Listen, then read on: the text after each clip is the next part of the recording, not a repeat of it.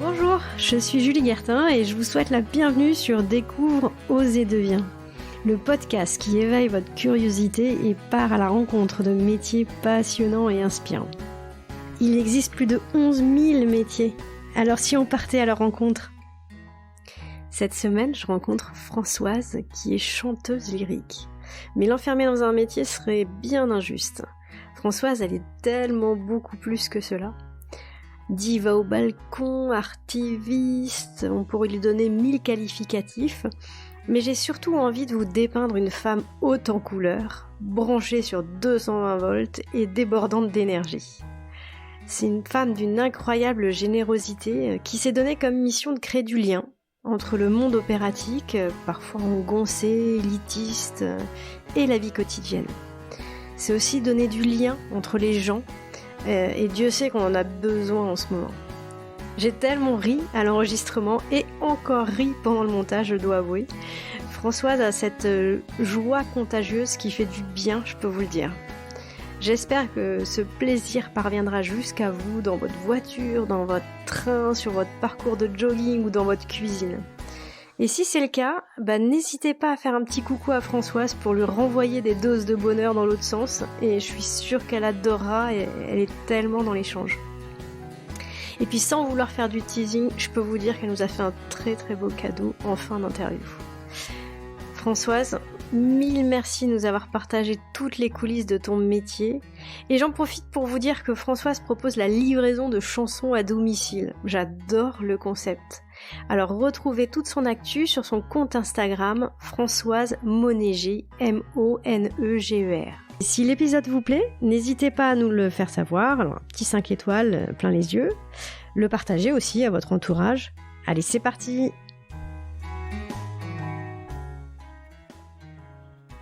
Bonjour Françoise. Bonjour Julie. Bon, je te remercie infiniment d'avoir accepté de me recevoir pour nous parler de ton métier. Alors, je ne sais pas si je vais bien définir. Je dirais que tu es chanteuse lyrique, mais surtout ce qui a attiré mon attention, et c'est d'ailleurs comme ça que je t'ai découverte, sont toutes tes actions pour faire descendre les répertoires d'opéra, de jazz, et d'ailleurs un répertoire assez large, au plus près des gens, c'est-à-dire dans la rue ou dans d'autres endroits plus insolites comme la forêt. Et moi, c'est cette bascule en fait d'un monde très classique, voire un peu élitiste, un monde fait de partage de culture, la valorisation des liens aussi, tu en parles dans certaines de tes vidéos qui m'intéressent vachement. Alors on t'appelle la diva au balcon pour les super concerts que tu donnais à tes voisins chanceux pendant le confinement, ou bien la chanteuse artiviste. J'avoue que ce terme il me plaisait vachement dans la vidéo là de Culture TV. Voilà. Et donc j'ai regardé ton compte Instagram. Alors j'ai vu que les idées ne te manquaient pas en termes de projets. Je crois même que t'en as d'autres à venir. Et dans tes vœux aussi du premier an, tu nous souhaitais d'aborder l'année avec envie en fait de vivre des expériences inédites et des rencontres. Voilà. Donc je me suis dit qu'aujourd'hui j'étais ravie parce que j'étais servie de tout ça. Alors j'ai hâte que tu m'en dises plus sur ton métier. Mais pour démarrer en douceur, j'aimerais bien que tu nous parles d'une anecdote par rapport à ton métier qui était insolite, drôle, émouvante, enfin qui t'a marqué et que tu souhaiterais partager avec nous. Oh il y en a plein. Il y en a de plus en plus, je dirais. Il y a un an, j'ai fait un voyage à Cuba avec mon chéri. Ce voyage, normalement, ça devait être un voyage d'agrément. Et j'ai jamais autant bossé de ma vie sur ce voyage. Mais c'était super parce que moi, ce qui me terrifie, c'est de me balader rien que pour le plaisir. C'est terrifiant pour moi. Mais pourquoi ? Attends, comment ça ? Mais le plaisir. Moi, il n'y a qu'un seul plaisir qui existe. Oui. C'est aller à la rencontre des gens au travers de mon art. Donc, c'est pour ça que quand j'ai terminé mes études de flûte, eh bien, je me voyais vraiment pas. Alors déjà, ça commençait, voilà.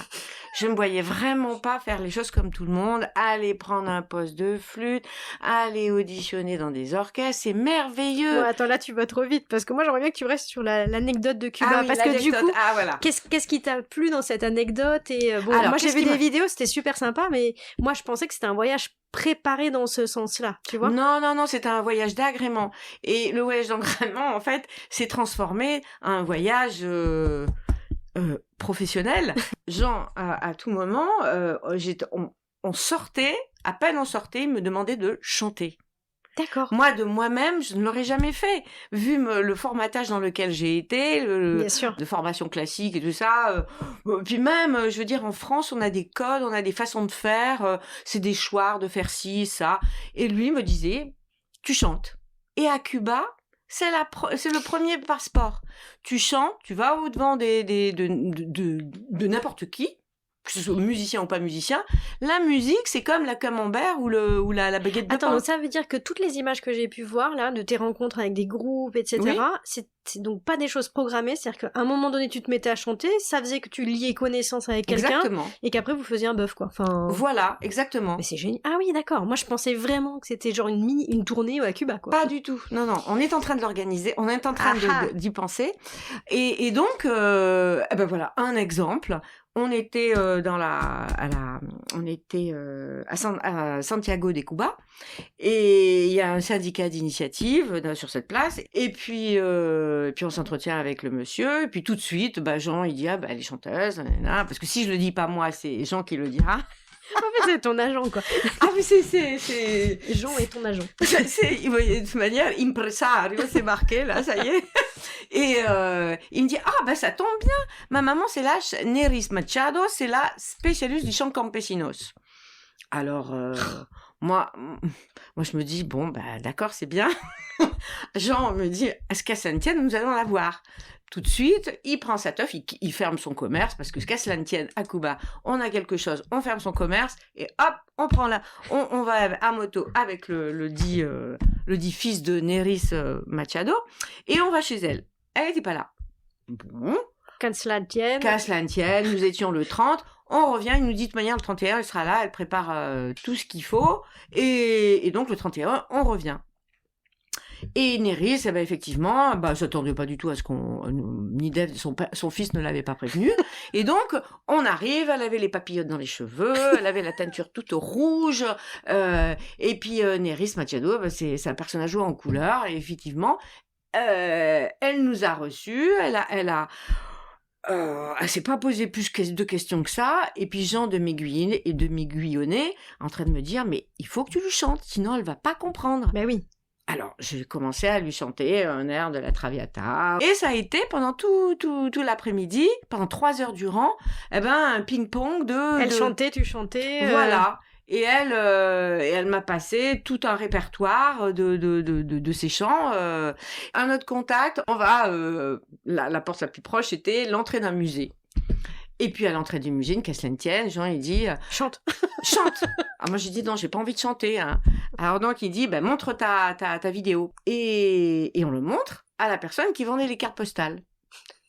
Louis nous dit parce qu'il s'appelle Louis. Ma mère est chanteuse. J'ai un très bon ami qui est directeur de la société EGREM à Santiago de Cuba. La société EGREM, c'est la société de production nationale à Cuba. La musique est conçue de façon nationale, est programmée, est articulée de façon nationale dans ce pays. Tous les endroits où on entend de la musique sont payés par l'État. Et donc, il me dit, je te présente, je t'organise un rendez-vous, c'est ce que tu fais, fantastique, j'organise pour demain un rendez-vous. Donc, nous... Mais vous aviez casté les gens avant, quoi. C'est pas possible. Tu t'arrêtes sur la première personne, le type, ils vendent des cartes postales, elle est bim, je le sens bien, on va lui en parler. Non, mais je suis avec quelqu'un... il va quelque part, il quadrille en fonction d'un objectif bien précis. C'est développé.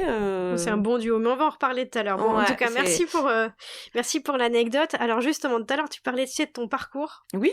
Et justement, je voudrais qu'on revienne un peu au démarrage, en fait. Comment t'es arrivé à la musique ? Plus globalement, comment t'es arrivé au chant, parce qu'effectivement t'es passé par la musique mais d'un instrument instrumental, oui. Et donc tu étais flûtiste. Tu es allé assez loin, puisque tu as eu des concours, des premiers prix, voilà, donc à quel moment t'as basculé? Alors déjà, comment tu es rentré dans ce monde de la musique, Ma mère était chanteuse, mais c'était une chanteuse, c'était une chanteuse lyrique, mais qui a abandonné, qui a laissé le chant, le chant, le piano, assez rapidement quand elle a rencontré mon père.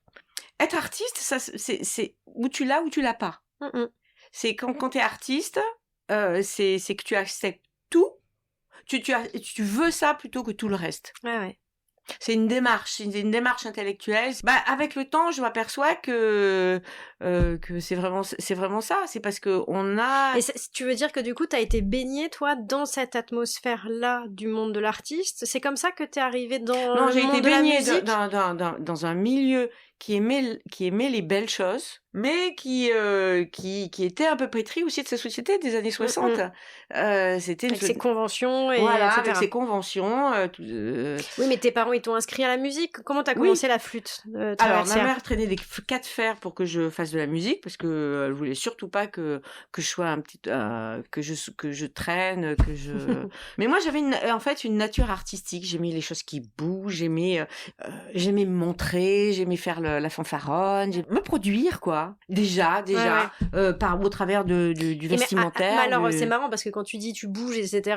Le monde de la flûte traversière, enfin le monde de la musique classique et la flûte traversière, on peut pas dire que c'est l'instrument le plus funky de la terre quand même. Non. Tu vois. Non, voilà, c'était une première. Donc là c'est le premier truc où t'es rentrée dans une convention, c'est ça? C'est que tu voulais. Ouais. Ok. C'est quand même, c'était un instrument souffleur. Ouais, il y avait du souffle qui passait et j'étais asthmatique. Donc l'asthme me renvoie aussi à, je dirais à des problématiques. Donc c'est pas pour rien, c'est pas un hasard. Bon, je veux pas faire de la psychologie de bas étage.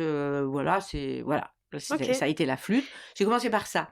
Mais et comment t'as basculé du coup? À quel moment donc tu es passé en fait de la flûte au chant? À quel âge? Au bout de combien de temps? Alors je me suis enferrée dans la flûte. Et alors le grand drame, c'est que je me suis retrouvée avec un pédagogue au conservatoire qui était nul. On les a tous connus ceux-là. Oui, ces gens qui sont mon poste et puis qui détruisent des générations. J'ai continué. Parce que c'était ma seule planche de salut de continuer dans le domaine artistique. Donc il y a pendant 2-3 ans où j'ai végété parce que j'arrivais péniblement à émerger alors que j'avais oui mais tu te posais des questions sur le fait que ça puisse être ton métier? Les questions se posaient dans ce sens-là quand même déjà. Oui, mais je me posais pas trop la question parce que j'étais aussi dans un milieu dans lequel, non, on fait des études avant, on visait autre chose pour, on visait autre chose pour moi. Un vrai métier. Un vrai métier. Et alors du coup, tu faisais des études de quoi? Et qu'est-ce que tu visais? J'avais un bac scientifique et puis quand ils ont vu que c'était que j'avais les yeux comme de Merlan Free parce que je restais sur ma copie les yeux dans le vide quoi. Ouais, pas passionné. Je faisais des arrêts sur image là. Hein. Ouais. Donc là effectivement je suis allée en littéraire et là on m'a comme mes parents voyaient que je n'avançais plus en rien. Ouais. Il y a eu un blocage de mon être pendant un certain nombre d'années je dirais. Ouais. Et là j'ai passé le concours. J'ai été admissible au Sub de Lyon et puis dans la foulée après j'ai pu rentrer au Sub de Genève. D'accord, ok. Donc je rentrais quelque part, je me suis pas posé la question, il fallait mes parents. Sub de Genève, ça veut dire quoi? C'est le Conservatoire supérieur de Genève. Okay. Donc tu pousses. D'accord, donc là vraiment à ce moment-là, tu dis bon, là c'est des études de musique et donc potentiellement vraiment pour en faire ton métier. À ce moment-là, tu es toujours sur la flûte. T'es pas encore sur le chant. Je suis à plein pot dans la flûte. Donc à quel âge tu bascules en te disant là non, c'est pas la flûte, ça va être le chant?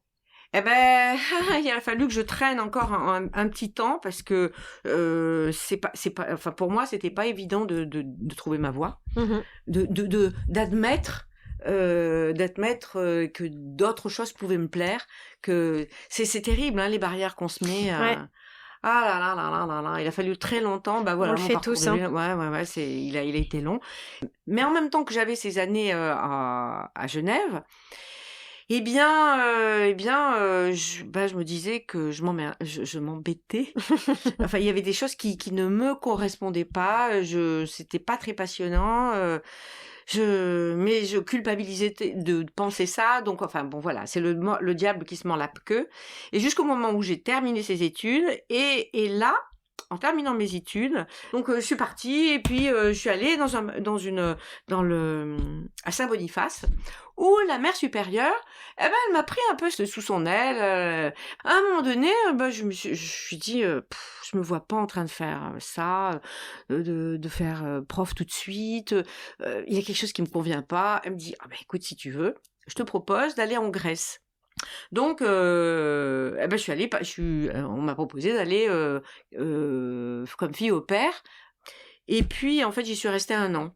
J'ai perdu du temps, mais pas tant que ça, parce que j'ai vu plein de choses grâce à cette famille. Et puis, j'ai commencé à découvrir des choses de moi-même. Et puis, j'ai rencontré aussi, c'est cette tradition de chanter comme ça dans les magazias. La musique populaire était très très vivace, et puis bon, à un moment donné, il a fallu que je me rende compte que pourquoi les artistes en Grèce font des pieds et des mains pour aller soit aux États-Unis, soit en Europe. Pourquoi Donc il a fallu que je rentre, parce que quand même, je n'envisageais pas la musique sans. Je voulais arriver à une visibilité. Je voulais pas rester confinée dans un milieu élitiste. Je voulais faire quelque chose, rendre populaire ce que je ferais. Ah, donc cette idée-là dont je parlais dans l'intro, oui. Tu l'avais déjà à cet âge-là. Je l'avais déjà, mais je savais pas comment. Je ne savais pas comment. C'était vraiment... Bon, alors, mais du coup, tu découvres le chant. Enfin, moi, j'adore le chant, mais oui. Pour autant, je suis pas chanteuse. Donc, c'est quoi le passage où tu te dis, je suis capable de chanter, j'ai une voix. Je me suis même pas posé la question. Hein, j'entendais ma mère qui chantait tous les airs d'opéra, de Roméo et Juliette, à l'Acmé, tout ça, dans ses casseroles. Je me suis dit, je vais apprendre à chanter, je vais au conservatoire. Ok. Ouais, et du coup, je prends des études de conservatoire, et encore, allez, hop, je rentre dans le rail de quelque chose de très codifié, très aïe. Donc, je me suis un petit peu enlisée, donc j'ai fini mes études, mais je n'avais de cesse de passer dans le milieu opératique. Donc j'ai passé des auditions. Là, c'était pas fulgurant, hein, je perçais pas le. Je suis allée à la Schola Cantorum. J'essayais de trouver des endroits dans lesquels je ferais mon chemin. Je me retrouvais pas très très jeune parce que le milieu opératique, si on veut faire de la scène, au plus tard à 25 ans, il faut passer les auditions, être maqué avec un agent, être opéré, tout ça. Sauf que moi, j'étais pas du tout dans les clous, hein. Partant de ce principe, à un moment donné, j'ai commencé à auditionner chez Minkowski. Et puis, les auditions, quand elles se soldent pas tout de suite par quelque chose de spectaculaire. Il faut se résoudre, il faut se dire c'est pas tout à fait, c'est pas là que ça doit se faire. Je suis pas sur le bon terrain de jeu. Je suis pas sur le bon terrain de jeu, donc j'ai essayé avec Minkowski, et puis Minkowski, je suis allée dans les chœurs de Minkowski, mais à un moment donné, comme il voyait que j'étais un peu j'avais pas froid aux yeux, quoi. Moi, je l'ai abordé, je suis allée le voir, et puis je lui dis, puis à la fin d'opéra, je suis allée le voir, puis je lui dis, j'aimerais travailler avec vous. Il m'auditionne, à la fin de l'audition, il me dit, vous voulez pas essayer tel rôle? C'est pas anodin quand on vous dit, moi, Dardar, j'ai appris le rôle et tout ça. Et puis ça s'est pas fait par ce biais-là, non. Alors du coup, je suis allée auditionner dans d'autres endroits, et donc j'ai chanté dans ce répertoire dit traditionnel, réarrangé, mais qui m'a fait aborder une décomplexation de ma voix, c'est-à-dire aborder les répertoires poitrinés et avoir cette liberté qu'on peut avoir, aller expérimenter d'autres, identifier techniquement ce qui doit être identifiable pour aborder tous les répertoires, que ça aille du jazz à la variété. Alors que quand j'étais dans la musique opératique, c'était un seul type de chant, et puis tout le reste, mais vous n'allez pas vous dégrader à faire ça. C'est dingue, ouais. Donc, très cloisonné. Voilà, très cloisonné. Donc là, ça m'a affranchi de ça. Donc partant de là, j'ai commencé à créer des choses, Et là, la roue était enclenchée. Ouais, tu sortais du monde de l'opéra classique. Voilà, et je pouvais enfin me permettre de faire autre chose. Alors, justement, là, on va parler maintenant très concrètement de ton métier. Juste avant, c'est quoi ton titre? Vraiment en 2 mots, c'est quoi le titre? C'est chanteuse lyrique? Est-ce qu'on peut dire chanteuse, artiste. Ok. Mais c'est vrai que il n'y a pas beaucoup de chanteuses populaires qui peuvent se permettre de faire les airs de la Traviata, de faire des airs de Catalani, de Mozart, de Schubert. Faudrait qu'on demande à Weshden si elle est capable de faire la Traviata, je suis pas sûre. Bon, alors comment tu pourrais décrire ton métier? Alors, enfin, par exemple, comment tu choisis ton répertoire? Alors, il faut que ça me fasse triper, il faut que ça soit tellurique. Moi, la raison pour laquelle je suis pas allée tout de suite dans la musique populaire, c'est que ça me suffisait pas. Il fallait un challenge. Et c'est vrai que quand, par exemple, on écoute des Anna Hannigan qui chante Le Grand Macabre de Ligeti, on se dit, quelle performance! On voit Lisa Minnelli, on se dit, mais quelle performance! Ouais. C'est exceptionnel. On entendait Anna Netrebko qui chante, je sais pas, dans le Don Pasquale de Donizetti, il y a une quinzaine d'années. Elle innovait totalement sur les scènes opératiques. On se dit, mais alors quelle pépette! C'est, et en fait, j'avais le désir de cumuler toutes ces choses-là. Maintenant, je ne me donne aucune limite, je fais ce que j'ai envie. Bon alors et après, comment tu prépares un spectacle? Parce que il faut décortiquer le répertoire. Je trouve qu'aussi il y a une notion d'acteur, parce qu'il faut maîtriser le personnage. Alors je pense à l'opéra, mais je pense que c'est valable sur plein d'autres morceaux. Sur tous. Où t'as besoin de ressentir ce que la personne veut véhiculer comme émotion. Donc comment tu te prépares à ça, à la fois mentalement et puis techniquement? Les deux vont de pair. Et c'est ça que j'ai appris avec l'évolution de mon métier. Ouais. C'est-à-dire que la technique, une fois qu'on a les bases, alors évidemment il faut se faire toujours écouter régulièrement. Ouais. Mais arrêter à un moment donné de considérer que la fameuse personne ou les personnes vont être détentrices de ce qu'on pourrait faire. C'est soi-même en tant qu'artiste qu'on doit faire éclore ce personnage qu'on veut faire qu'on veut faire partager aux gens. D'accord. Mais alors la préparation, très concrètement, ça veut dire quoi? C'est que tu répètes. Ça dure combien de temps? Par exemple, si tu dois faire un spectacle, combien de temps à l'avance tu prépares? Ça peut être 2 mois, tout dépend. Il y a une façon, il y a toute cette.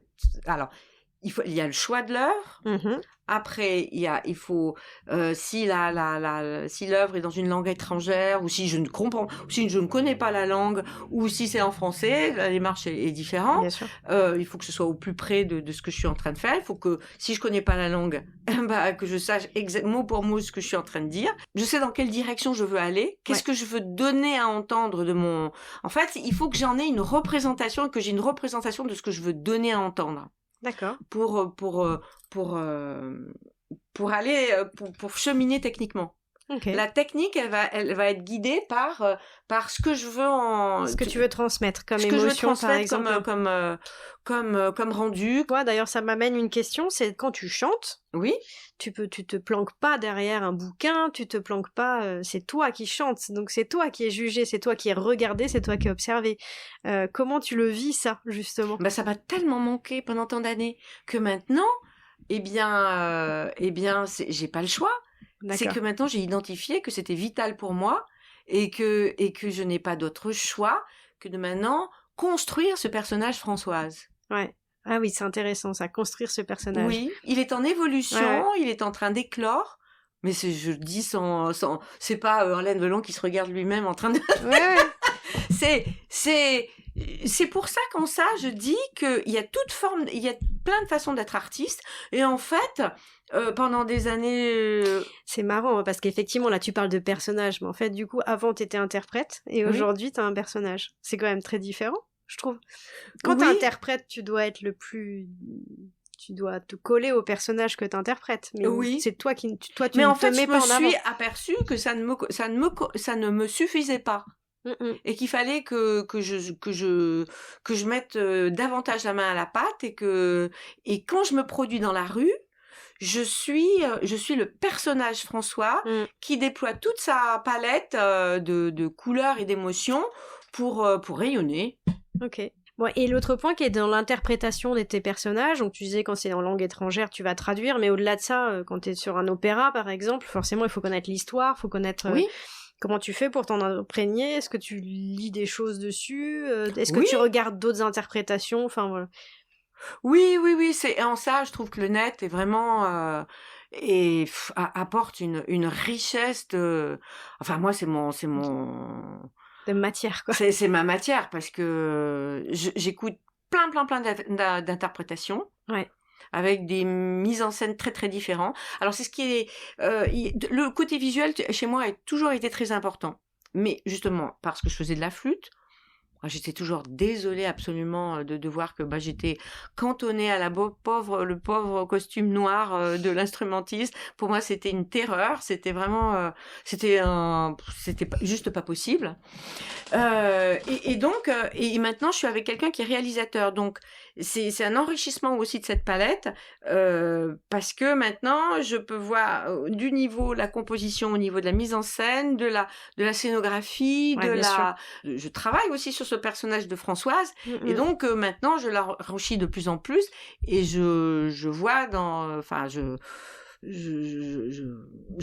le dirige vers quelque chose. Ok.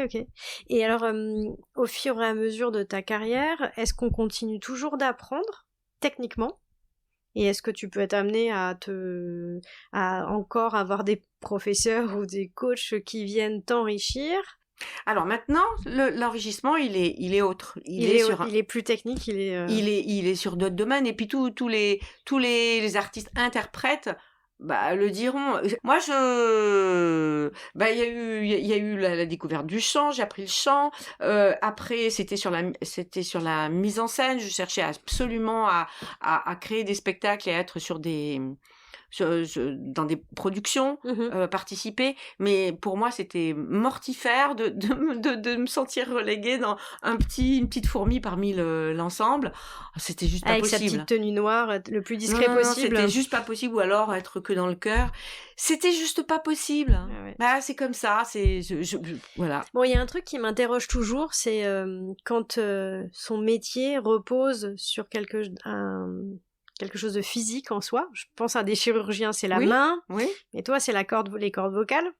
Est-ce qu'on vit avec une appréhension que cet instrument puisse nous lâcher un jour ? Pendant des années, à partir du moment où j'ai décidé de faire du chant, on m'a opéré les cordes vocales parce que je les avais pas palmées. Tu les avais quoi ? Elles étaient palmées. comme les doigts des canards. Oui, comme les doigts des canards. Normalement, c'est pas palmé des cordes vocales. Oui. Et pendant quelques années, systématiquement, à chaque fois que j'avais une manifestation, 5 jours avant, j'avais un problème vocal. Et à un moment donné, j'ai considéré que c'était trop. J'avais trop envie de chanter. J'avais trop envie de faire ça, de faire la diva. De faire la diva à ma façon, quoi. Bien sûr. Je pouvais pas me permettre c'était pas possible. C'est pas possible que je continue à avoir le trac, à avoir des coupures vocales, tout ça. C'était pas possible. Il fallait arrêter de se faire souffrir, quoi. Oui, il fallait arrêter. Ouais. Donc, je suis tellement heureuse de faire ça. Ouais, ça sent. Tellement heureuse. Donc, il faut être con pour pas avoir le trac. Évidemment, il y a des concerts comme ça où c'est la première fois de quelque chose où, voilà. Mais grosso modo, maintenant, depuis que je suis dans cette démarche, là, depuis les premiers concerts sur les quais de Seine, je me prends plus la tête, quoi. Alors, j'ai fait plein de plantages, j'ai fait plein de... Mais du moins, sur les quais, j'étais perdue dans l'anonymat. Mais c'est clair, hein, et... Ok. Bon, d'accord. Donc, en tout cas, si je te pose la question, si tu as une hygiène de vie particulière, si 3 jours avant un concert, t'arrêtes de chanter, ça va pas être dans ta philosophie. Pour faire si on veut avoir une qualité vocale comme ce que j'ambitionne, chanter les pièces que je veux chanter, il y a certaines pièces pour lesquelles il faut bien dormir, il faut faire de la gym régulièrement, faut entretenir son corps, quoi. Ok. Bon. faut s'occuper de soi. Le corps est mon instrument de travail. Et en plus, comme je n'ai plus 20 ans, eh ben, il faut encore plus... T'as 25, ça va. Voilà, ouais, exactement. Ça reste raisonnable, quoi. Bon, alors, moi, j'aimerais bien que tu me parles de toutes les initiatives que tu peux prendre et que j'ai vues au travers de ton compte Instagram. Voilà, moi j'ai vu des chants dans les cours du 18e, j'ai vu effectivement la diva au balcon pendant le confinement, c'est d'ailleurs comme ça que je t'ai découvert. La fête des voisins, voilà, où tu descends carrément, alors moi j'ai adoré, hein, j'ai encore revu des vidéos, mais tu descends dans la rue. Oui. Avec voilà l'ampli, machin, ça chante, t'as les commerçants qui sont à bloc derrière toi et donc qui viennent chanter. Je vois des fois tu fais des karaokés avec d'autres parce qu'il y a des gens qui sont à côté de toi. Est-ce que tu peux nous parler de toutes ces initiatives et que c'est surtout sans rentrer forcément dans le détail de chacune, mais qu'est-ce qu'elle t'apporte et pourquoi tu vas vers ça? Je suis avec quelqu'un pour lequel les barrières sont infranchissables. Donc, j'ai l'impression de ce que tu nous en dis. Partant de ce principe, partant de son principe, à un moment donné, il a vu, quand j'ai commencé à faire mon trou à Paris, j'ai fait dans le 18e, j'ai commencé à créer un réseau associatif. Et puis, musicalement, ça, je sais pas, ça le faisait pas. Donc, à un moment donné, Jean me dit... Bon, qu'à cela ne tienne, tu te démerdes, là maintenant, il faut que tu fasses connaître. Il faut faire le buzz de toute manière, c'est comme ça, même toute seule, tu vas le faire. Alors, bon. D'accord. Donc, allez, je vais sur les quais de Seine, et je commence. Jean qui me dit, non mais c'est juste pas possible, tu vas pas avoir les paroles devant toi, tu te démerdes. Donc, alors... Ah, pourquoi? Parce que t'es arrivé avec ton pupitre et... je vois avec les paroles un peu loin, mais donc du coup... j'ai démarré le 15 août comme ça et puis j'ai choisi vraiment c'était mais quel courage, mais bravo. C'était c'est vraiment s'exposer hein. Il en fallait oui, il fallait du courage parce que je démarrais de très très loin. Donc en peu de temps, il a fallu que j'élabore tout un répertoire. Voilà, mais des choses qui sont hyper populaires, mais qui me transportaient littéralement et mais qui sont vocales. Et il fallait que je me les approprie et donc il a fallu que j'apprenne ce répertoire et que je dépasse mon trac. Et donc comme ça, voilà. Alors j'ai fait une première vidéo et puis dans lequel je pouvais me montrer un nouveau personnage dans lequel je voulais montrer ma fantaisie. Puis est venu ce voyage à Cuba où là j'ai montré. Okay. Et là, j'ai rencontré Jean, toujours pareil, derrière moi, qui me pousse et tout ça, me force à la rencontre et dans lequel j'ai rencontré des musiciens qui étaient enfin intéressés par ce que je faisais et qui, eux, tout de suite, improvisaient sur ce que je leur proposais.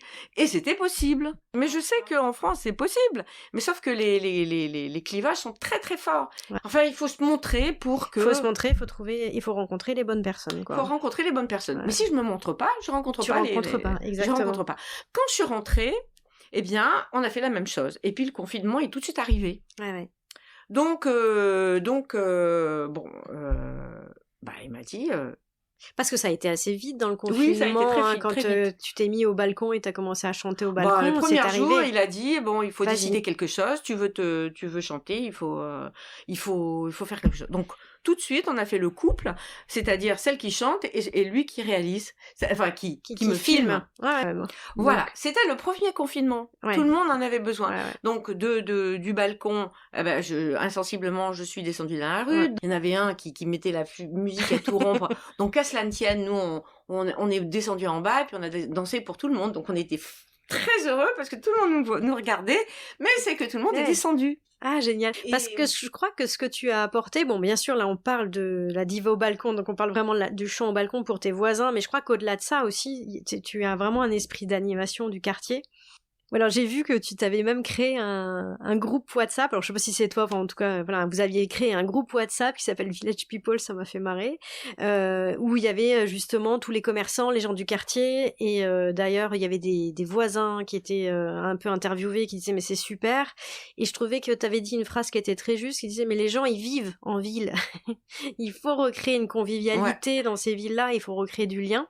Et je trouvais que c'était super intéressant, cette initiative. Donc voilà, si Oui, voilà. Bon, moi, ça a été le prétexte pour vivre. Bien sûr. Parce que vivre au-delà du financier, mais vivre tout court, parce que et donc à la suite de ça, il y a eu il y a une soixantaine de personnes qui se sont regroupées dans ce WhatsApp dans lequel les informations circulaient, et progressivement j'ai organisé, alors au début des manifestations sans enceinte, sans rien dans la rue.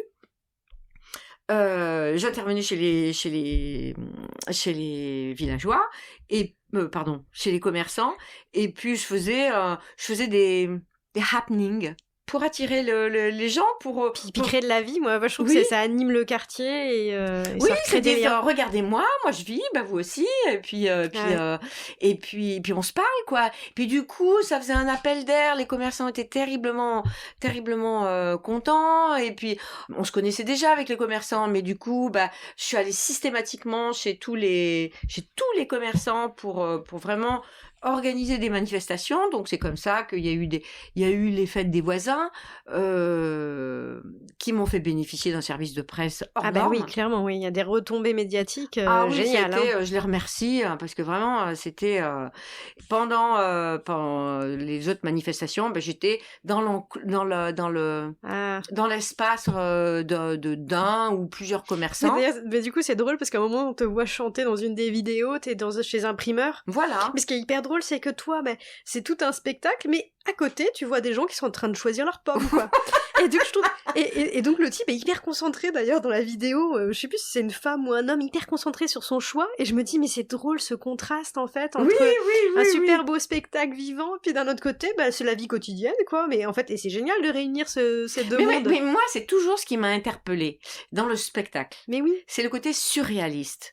C'est le côté dès qu'on est dans les codes, ça me va pas, quoi. Mais en fait, je trouve que c'est parce qu'on perd l'émotion. Je vais te raconter un truc. J'avais vu un concert de Césaria Evora au Grand Rex. Oui. La nana était arrivée sur scène, elle me faisait marrer. Elle était pieds nus et tout ça. Nous, on était tous assis sur nos petits fauteuils, bien rangés, bien propres. Et à un moment donné, elle en a marre, elle s'assoit, elle laisse le saxophoniste faire une impro. Elle se prend un verre de vin, elle allume sa clope sur scène, tu vois, le truc complètement interdit, tu vois. Et ce qui m'a choquée, c'est l'espèce de contraste entre cette femme qui était qui chantait de manière très instinctive et hyper naturelle. Oui. Il y avait pas, elle était pieds nus, tu vois, elle s'en foutait d'être en France, d'être au Grand Rex, de se produire, etc. Et nous, on restait assis sur nos fauteuils, et puis on applaudissait, mais juste quand il fallait. Tu vois, quelque chose de très conventionnel, alors qu'en fait, cette femme, on sait très bien son histoire, elle a chanté dans des cafés les plus sordides et tout ça. Ouais. Et voilà, et je trouvais que c'était dommage de couper ces mondes. Et donc, c'est exactement ce que tu fais pas, je trouve, d'être dans la rue, en fait, tu vois, d'être parmi les gens. D'ailleurs, tu dis, je vais là où les gens sont. Et puis, j'ai été marquée aussi par quelque chose, c'est-à-dire que j'ai vu comment on apprenait à chanter aux élèves, et comment c'est à ce point déconnecté de toute réalité scénique. Et oui. Et ça, je trouve ça insupportable. Et c'est ce que j'ai vu à Cuba. C'est tellement mêlé à la vie de tous les jours. C'est tellement... Et ça correspondait tellement à ma nature que je regrette pas. C'est comme ça, la vie, elle est comme ça. Ah ouais. Donc, voilà, chaque jour qui passe, j'apprends un peu plus sur ce métier. Par exemple, en ce moment, j'ai des ateliers de chorale participative, comme je les appelle, et dans lequel j'amène des gens qui sont complètement extérieurs à la musique, mais qui aimeraient aborder la musique, la culture, mais ils en sont éloignés. D'une raison, pour n'importe quelle raison que ce soit. Parce que parce qu'il y a une barrière sociale, parce qu'il y a une fracture sociale, parce qu'ils sont rendus isolés. D'accord. Parce qu'ils ont une addiction, parce qu'ils ont pour plein de raisons différentes. Mais j'ai des gens qui sont depuis des analphabètes à des gens qui peuvent être directeurs des ressources humaines. Génial. J'ai un brassage social et culturel qui est énorme. Et le lien, c'est le chant. Donc ces gens, je les amène à se produire en public. Et c'est ça le maître mot.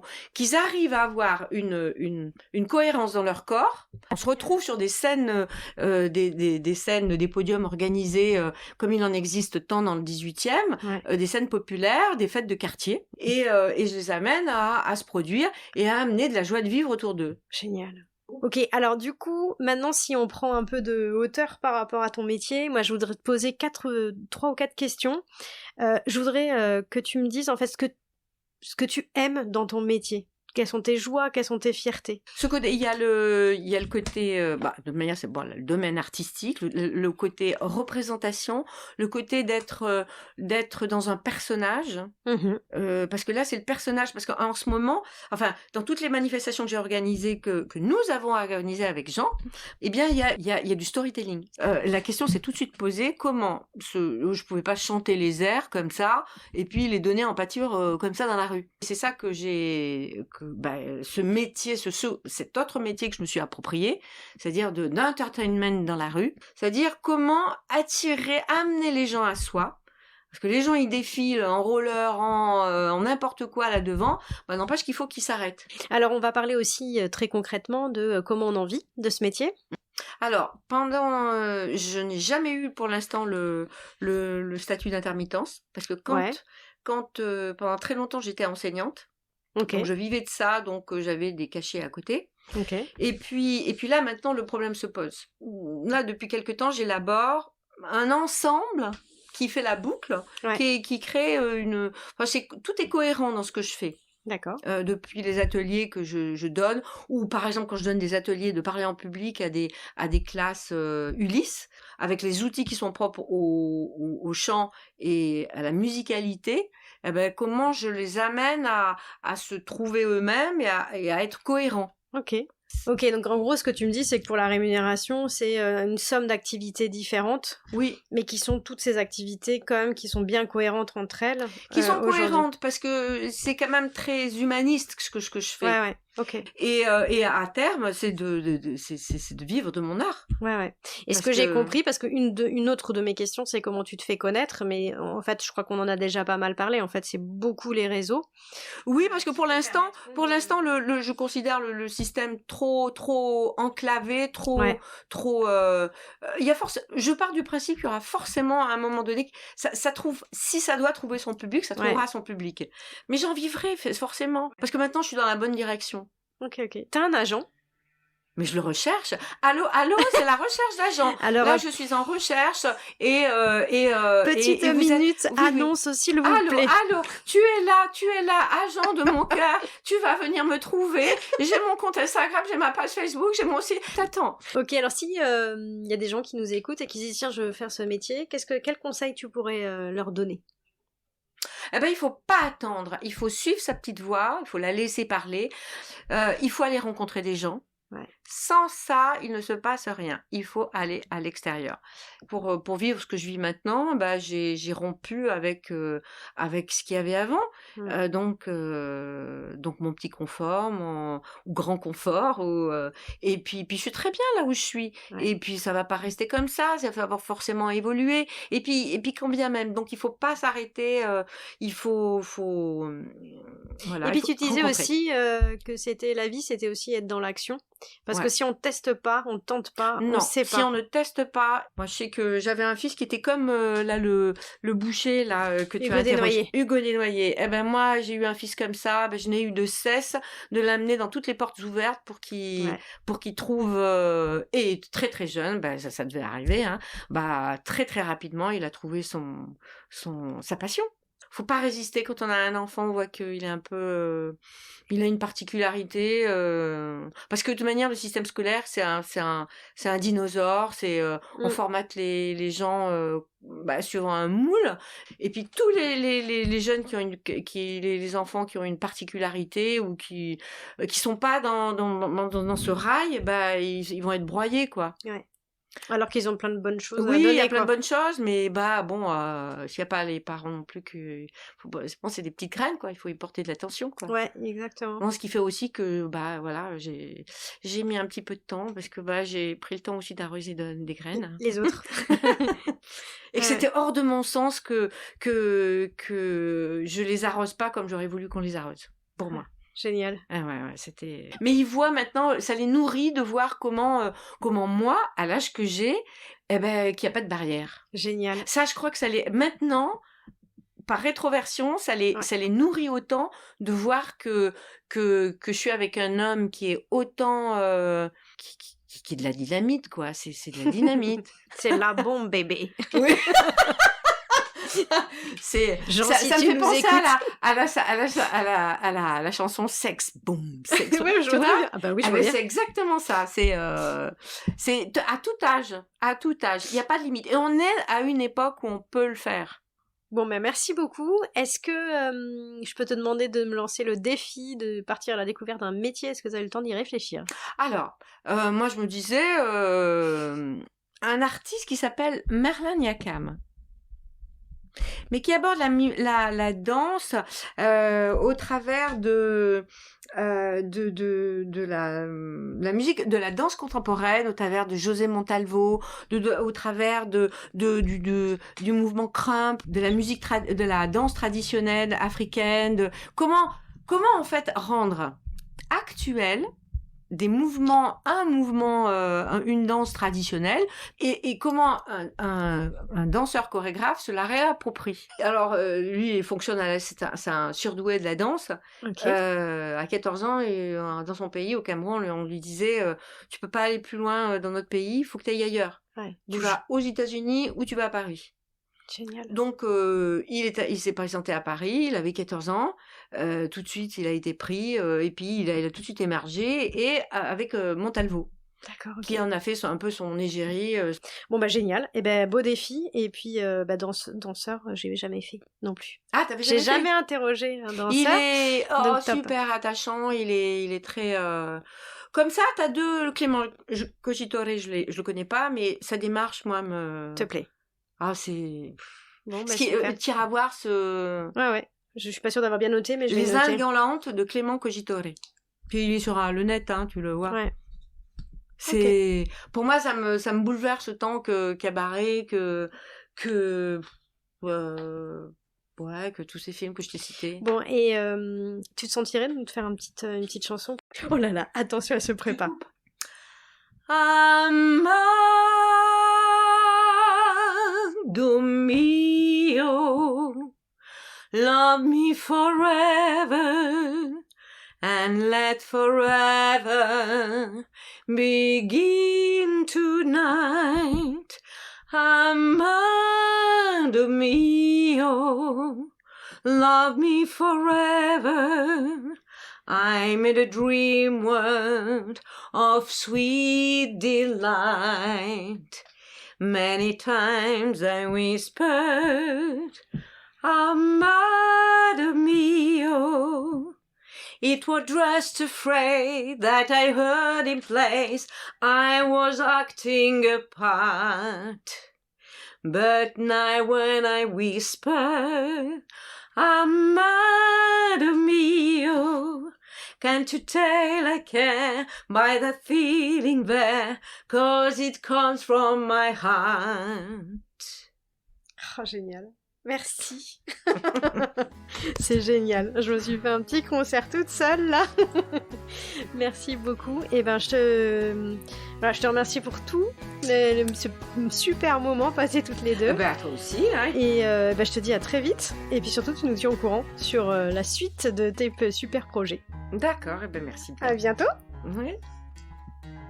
J'espère sincèrement que cet épisode vous aura autant fait vibrer que moi. Si vous voulez suivre toute l'actualité de Françoise, n'hésitez pas à suivre son compte Instagram Françoise Moneger, Moneger. Si vous voulez vous assurer de ne manquer aucun épisode, n'hésitez pas à vous abonner. Et bien sûr, si vous souhaitez nous soutenir, n'oubliez pas le petit bonus 5 étoiles qui nous fait toujours plaisir.